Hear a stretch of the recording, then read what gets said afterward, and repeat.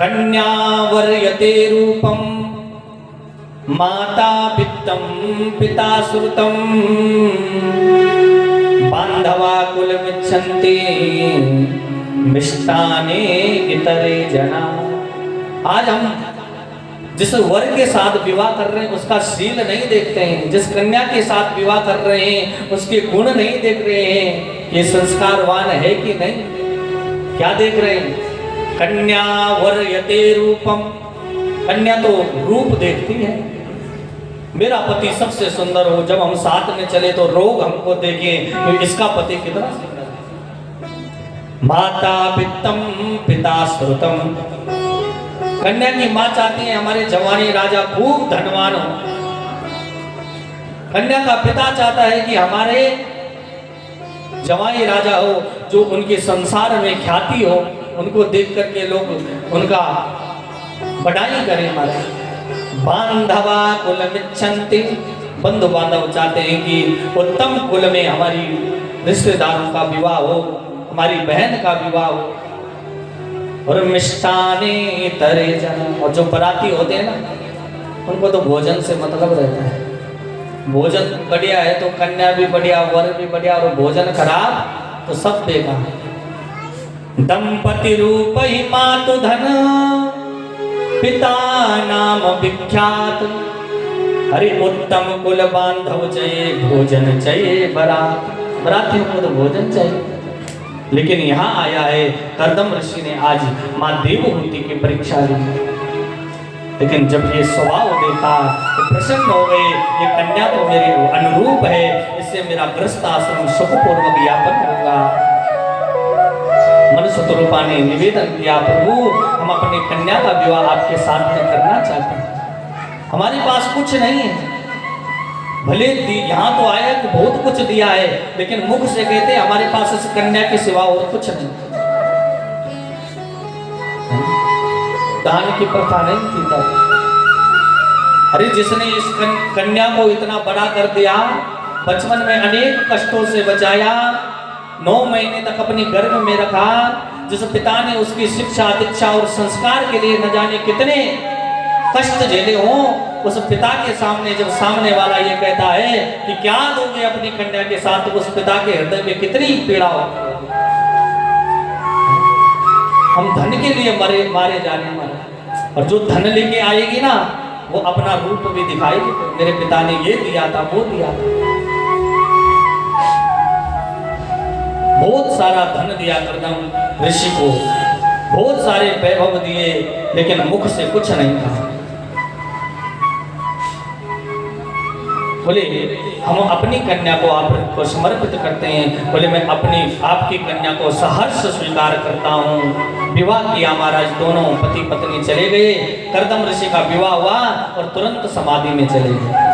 देखो साहब, ऐसे पति मिलेंगे किसी को जिन्होंने विवाह किया और 1 वर्ष की नहीं, 2 वर्ष की नहीं, हजारों वर्ष की समाधि लगा दी। लेकिन माँ देवहूति ने अपना कर्तव्य नहीं छोड़ा, पति समाधि में चले गए हैं, लेकिन रोज सेवा करती है अपने पति की।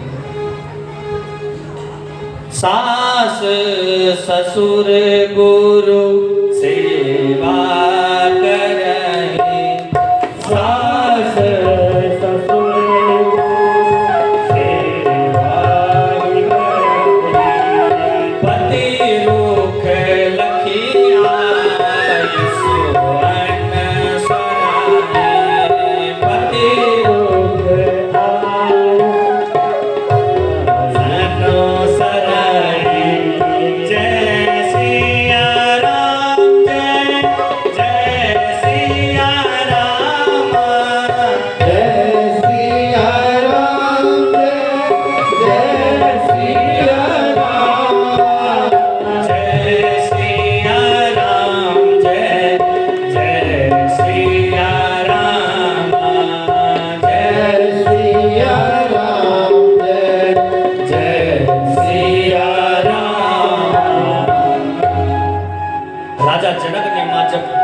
जानकी का कन्यादान किया तो अपनी कन्या को संस्कार, बेटी अपनी सास ससुर की सेवा करना।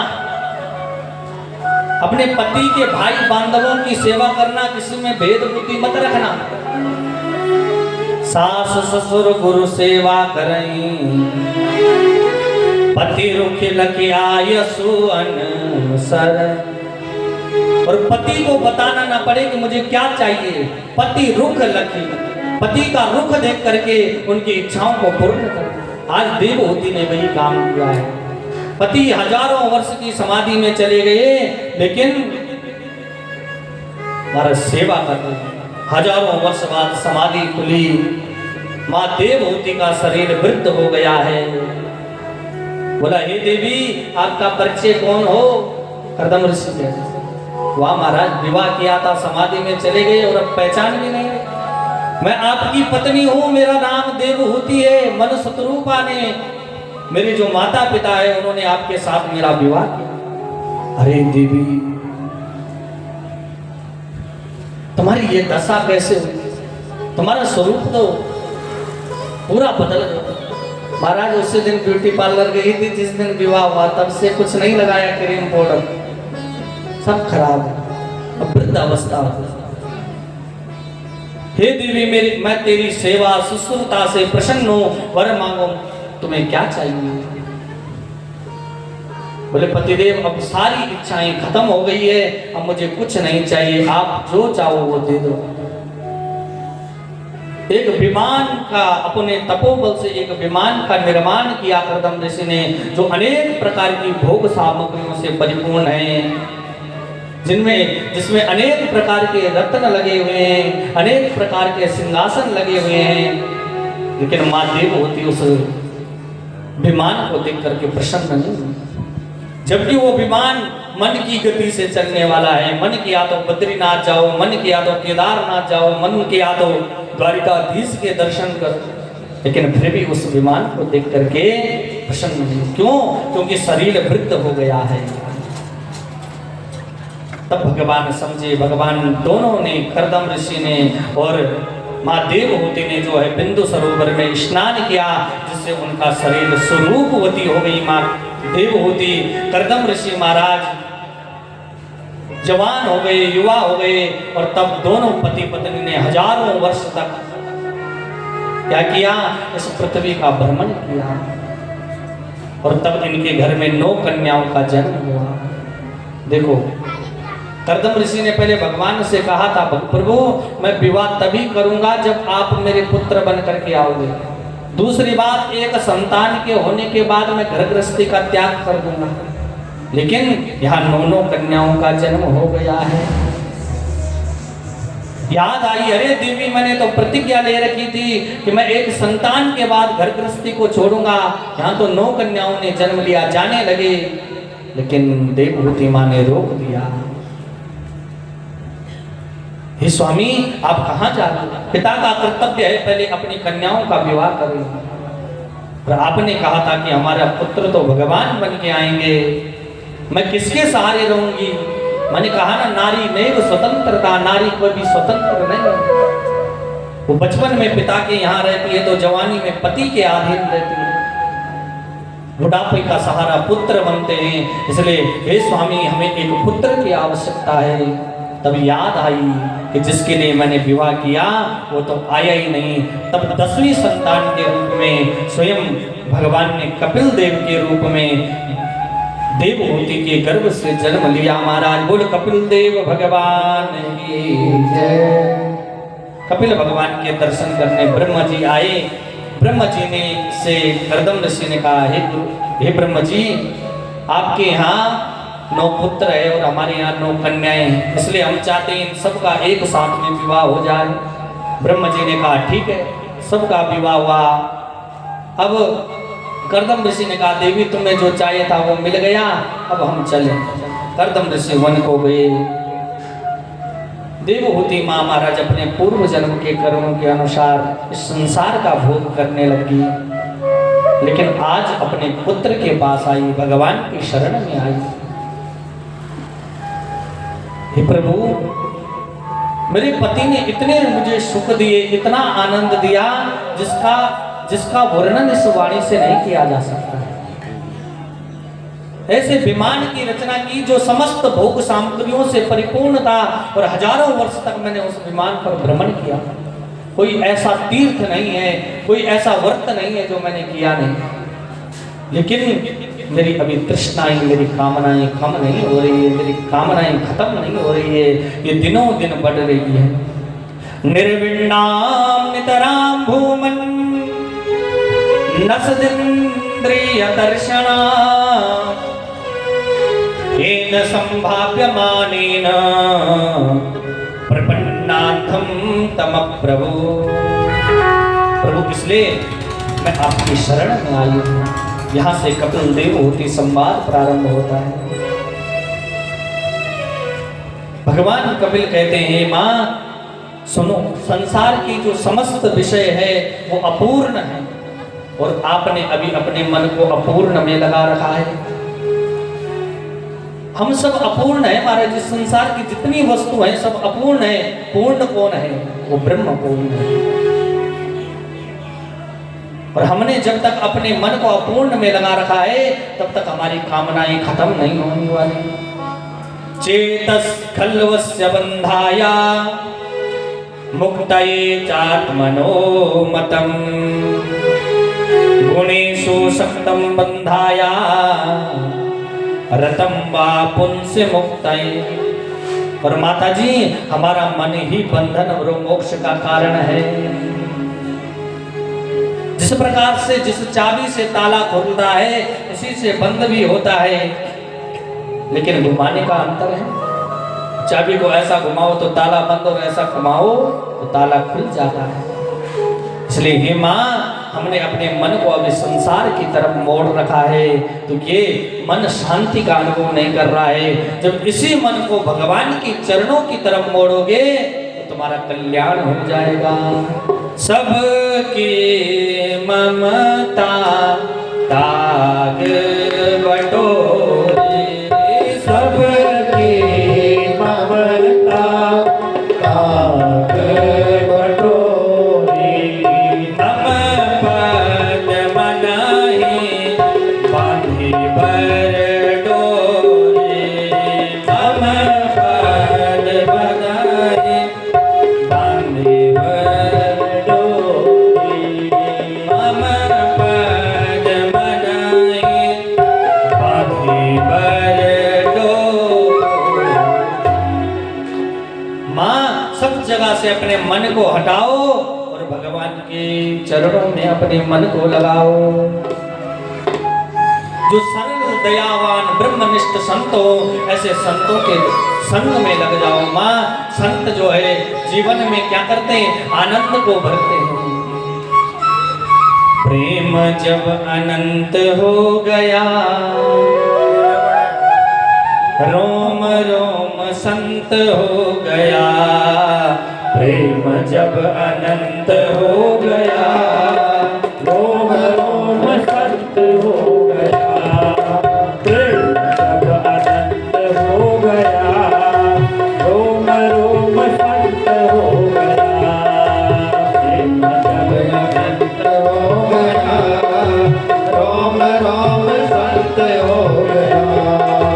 देवालय बन गया बदन, देवालय बन गया बदन, देवालय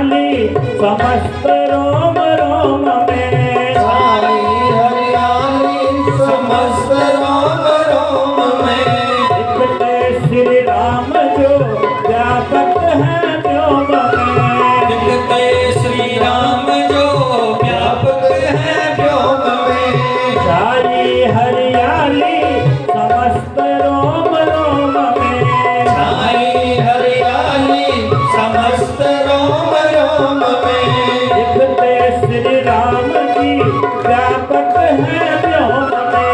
देखते श्री राम जी जो व्यापक है व्योम में। उसकी कसम हो गया, रोम रोम संत हो गया, प्रेम जब अनंत हो गया, रोम रोम संत हो गया। देवालय बन गया बदन, देवालय बन गया बदन, देवालय बन गया बदन, देवालय बन गया बदन। हृदय को महंत हो गया, प्रेम जब अनंत हो गया, रोम रोम संत हो गया। प्रेम जब अनंत हो गया, रोम रोम संत हो गया। हरि बोल।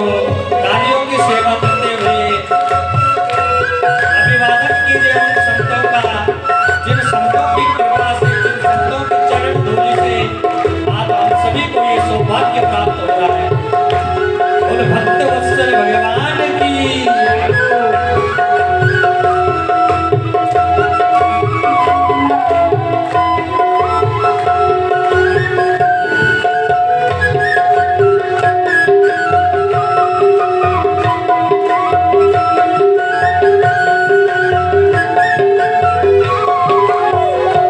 दुनिया के कांटे ना कुछ भी सुहाते, दुनिया के कांटे ना कुछ भी सुहाते।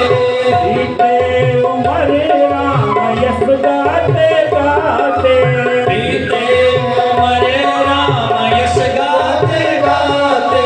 दुनिया के कांटे ना कुछ भी सुहाते, दुनिया के कांटे ना कुछ भी सुहाते।